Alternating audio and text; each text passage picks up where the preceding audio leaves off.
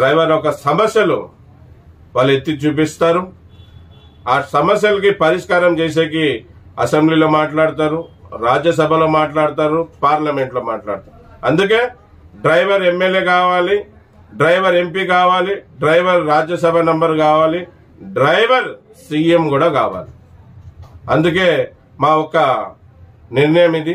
ఖచ్చితంగా రాబోయే రోజుల్లో డ్రైవర్ని ఎమ్మెల్యే చేసుకుంటాం, డ్రైవర్ని ఎంపీగా చేసుకుంటాం, డ్రైవర్ని మంత్రిగా చేసుకుంటాం, డ్రైవర్ని రాజ్యసభగా నంబర్గా చేసుకుంటాం, డ్రైవర్ని సీఎం కూడా చేసుకుంటాం.